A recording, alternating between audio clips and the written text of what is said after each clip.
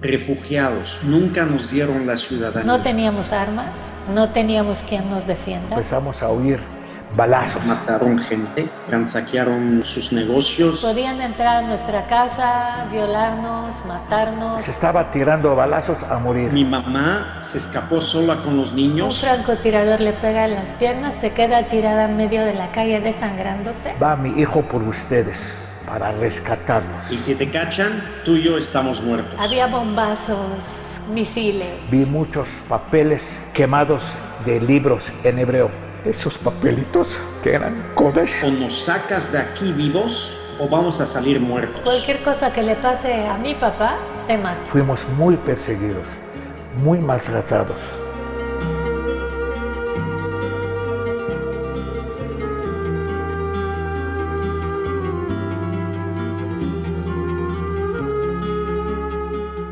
Tikkun Olam es la base del pensamiento judío, reparar el mundo, reparar los errores y buscar la justicia social.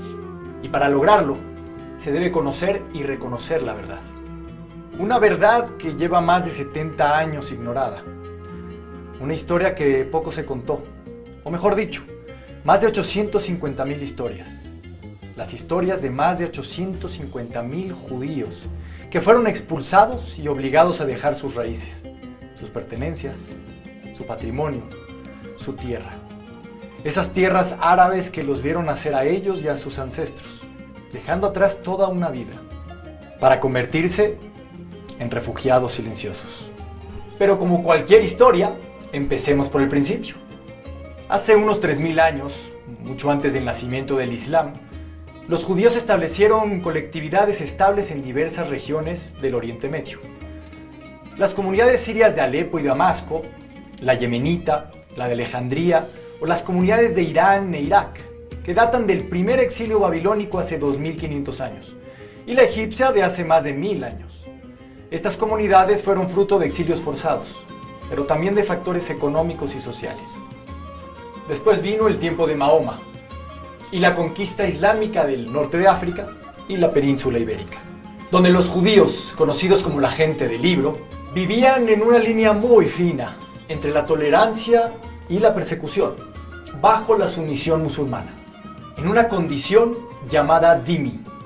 Esto significaba que podían formar parte de la sociedad, pero como ciudadanos de segunda, en una posición social inferior, y sujetos al pago de un impuesto llamado jizya, y una serie de condiciones discriminatorias. Los dhimmis es la categoría de ciudadano de quinta, si tú quieres, que tenían los judíos cuando estaban bajo dominio árabe, ¿no? En donde para poder seguir, eran tolerados y tenían que pagar un dinero para poder seguir viviendo bajo el dominio árabe. El dhimmis quiere decir clase segunda y de ahí como que se legalizó ese término o se formalizó esa relación entre los países árabes o el Islam y los judíos y el judaísmo, que los tenían que dar autonomía religiosa, libertad de religión y poder vivir en los países árabes siempre y cuando eran de segunda clase y tenían que pagar el jizya, el dhimmi. Marruecos y Yemen, especialmente Yemen, el trato judío y las leyes otomanas eran mucho más bravas. Esta situación perduró alrededor de 1.300 años, con altibajos dependiendo de cada región y sus circunstancias. Pero aún así, a pesar de la persecución y el sufrimiento, desde Marruecos hasta Irak, las comunidades judías pudieron florecer y desarrollarse. Después vino la Inquisición y la expulsión, por parte de los católicos, de los judíos de la península ibérica y del sur de Europa, quienes en su huida se refugiaron principalmente en el mundo musulmán. El Imperio Otomano abrió sus puertas a los judíos expulsados de España. Muchos de ellos lograron migrar auxiliados por doña Gracia Nassí, destacada filántropa judía. Desde su llegada, se les reconoció como una comunidad de gran valor, que ayudaría al imperio a generar riqueza, por lo cual no solo se les dio la bienvenida, sino la posibilidad de desarrollarse y conservar su religión y tradiciones. Los judíos llegaron a ocupar puestos importantes en sectores políticos, artísticos, científicos y comerciales. Pero este periodo de estabilidad quedó afectado severamente con el declive del Imperio Otomano a finales del siglo XIX. La anarquía, independencia y reconfirmación se impuso en diversas regiones árabes. Y con ello, la situación económica y social de los judíos cambió rotundamente. Aquella tolerancia islámica se convirtió en abuso, desprecio, discriminación y persecución hacia los judíos. Se habla de que el trato social y el trato político, los judíos era más fuerte, más contra los judíos. Desde finales del siglo XIX y durante el siglo XX, se generan nuevas leyes raciales, confiscación, alienación y torturas hacia 1 millón de judíos en Argelia, Egipto, Irak, Irán, Libia, Marruecos, Siria, Túnez y Yemen. Y esta situación se extendió hasta los años 70 con la guerra civil en Líbano. En cada país, la persecución se dio en diferentes momentos y de distintas formas. Estas comunidades judías tenían la esperanza que con el dominio de los europeos en muchas de estas zonas, las cosas cambiarían para ellos, pero no siempre fue así. La ocupación alemana de Túnez ocasionó la deportación y exterminio de miles de judíos. Irak, por su parte, salió con el gobierno alemán, difundiendo propaganda nazi, que fue traducido al árabe dando como resultado el Farhut, un ataque de 3 días, donde 179 judíos fueron brutalmente asesinados, y tanto mujeres como niños fueron víctimas de torturas indecibles. La Torá y las sinagogas fueron profanadas e incendiadas, las casas y negocios destruidos. La población judía perdió todo, sí, todo, y tuvo que escapar del país. El odio se propagó y se extendió como fuego. A partir de 1948, con el nacimiento del Estado de Israel, que provocó que los países árabes promulgaran decretos contra los derechos humanos y civiles de los judíos, despojándolos de sus bienes, su nacionalidad y su seguridad. Como resultado del establecimiento del Estado de Israel, la reacción en los países árabes fue de violencia que desató una violencia, una animosidad contra las comunidades judías en los países árabes. En la guerra de los 6 días, los árabes sintieron una gran derrota.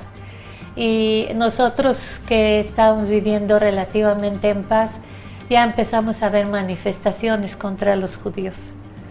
Aunque no era tan bien el trato antes de 1948 del Estado de Israel, no era tan bien, pero era calmado. No nos agredían tanto. Un día le habla a mi tío, mi mamá tenía un hermano en México, le habla por teléfono y mi mamá para poder contestar el teléfono se mete abajo de la mesa porque había balazos y poníamos colchones enfrente de las ventanas por si entraban las balas. ¿Cómo estás, Jaiko? En su hermano. Dice, sí, bien, te estoy hablando por debajo, pero ¿por qué estás por debajo de la mesa? ¿Por qué estás abajo de la mesa? Porque hay balazos, hay un francotirador, hay no sé qué, están... No me digas, oye, ¿cómo te ayudo? ¿Qué hacemos? No puedes estar viviendo así. Dice, mi esposo no quiere salir, pero si quieres te mando a mi hijo a México. Y es como mi hermano llega a México, a mí me mandan a Inglaterra con la familia de mi papá y ellos se quedan con los 2 más pequeños porque mi papá estaba convencido que la guerra iba a terminar en cualquier momento. Uno de esos días, de repente salió la foto del Bet Din del Líbano, 3 rabinos en el Líbano, uno de ellos era mi papá, con un artículo de 3-4 páginas y la foto de esos rabinos, y abajo de la foto decía, esos son los agentes sionistas que ayudan a Israel. Mi papá y los demás rabinos tuvieron mucho miedo, se escondieron en casa por varias semanas hasta que el gobierno les aseguró que no va a pasar nada.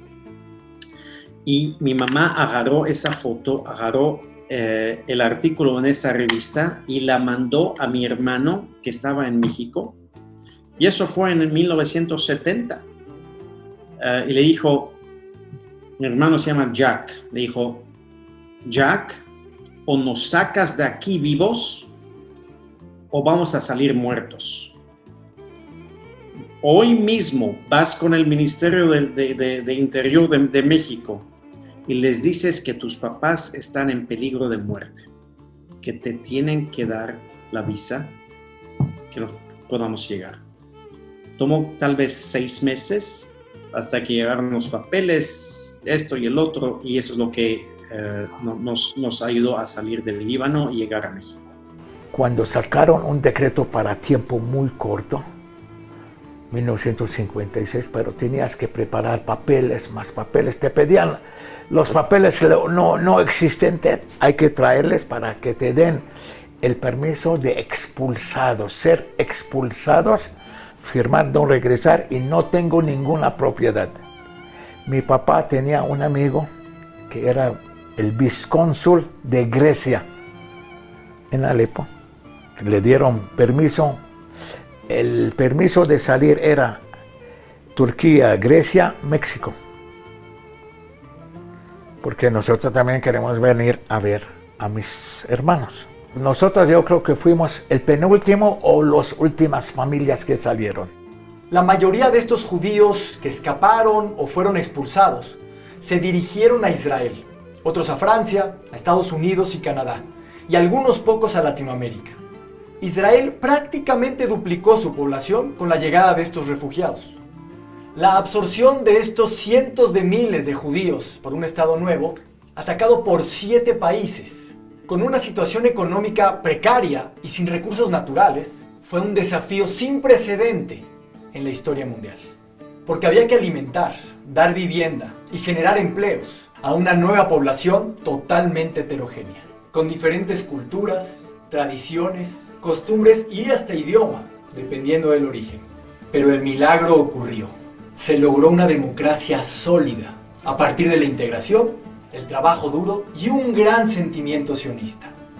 La figura de refugiados en Israel desapareció junto con los campamentos prefabricados. Fue temporal, porque a diferencia de los refugiados palestinos, que eran 3 veces menos en número, la sociedad israelí los acogió e integró, demostrando una vez más la gran fortaleza, unión y capacidad del pueblo judío. Kol Israel Arevim Ze la Ze. El hecho de que la condición de refugiado se haya superado no significa que no hayan existido. Existen, y son más de 850,000 personas y sus descendientes, con quienes tenemos una gran deuda, la de dar a conocer la verdad. Se trata de millones de historias, con nombre, apellido y propiedades que les fueron arrebatadas en sus países de origen. 103,600 kilómetros cuadrados, que son 5 veces el tamaño de Israel. Es decir, más que la suma del territorio de Jordania y Líbano juntos. Los refugiados judíos tienen derecho a la memoria, a la verdad y sobre todo a la justicia. Una justicia histórica, humana y patrimonial, que ha sido ignorada hasta ahora, pero es más necesaria que nunca en nuestro camino hacia la paz.